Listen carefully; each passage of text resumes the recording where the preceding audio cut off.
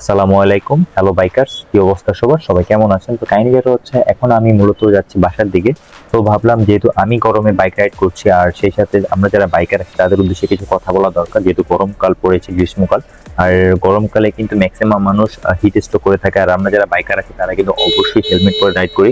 তো আমাদের হিট স্ট্রোকের মাত্রাটা একটু বেশি আর কি। তো গরমে যে বিষয়গুলো আমাদের অবশ্যই মাথা রাখা দরকার, তার মধ্যে কয়েকটা বিষয় আজকে আমি আপনার সাথে আলোচনা করব। রোদের মধ্যে বাইক চালানো খুবই বিপজ্জনক হতে পারে, একটু অসতর্কতা হতে পারে হিট স্ট্রোক। তাই বাইকারদের জন্য কিছু জরুরি ও করণীয়। প্রথমে আমরা যে কাজটি করতে পারি, হালকা আরামদায়ক পোশাক পরতে পারি। আর হেলমেটের শ্বাস প্রশ্বাস নেওয়ার জন্য আমরা চাইলে হেলমেটের ভেন্টিলেশন গুলো খুলে দিতে পারি, এতে বাতাস আসা যাওয়া করতে পারে।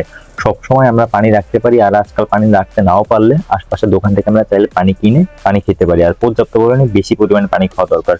তাপমাত্রা একটু বেড়ে যায় তখন আমরা চাইলে রাইডটা অ্যাভয়েড করতে পারি। আর লং রাইডের মাঝে আমরা চাইলে ব্রেক নিতে পারি আর ছায়ায় বিশ্রাম নিতে পারি। আর সেই সাথে আমাদের বাইকটা একটু হালকা বিশ্রাম নিতে থাকতে পারে আর কি, এতে করে ইঞ্জিন আর হিট হবে না। আর নিজেকে সুস্থ রাখুন, নিরাপদ চলুন। একজন সচেতন বাইকারই পারে নিজের জীবন বাঁচাতে।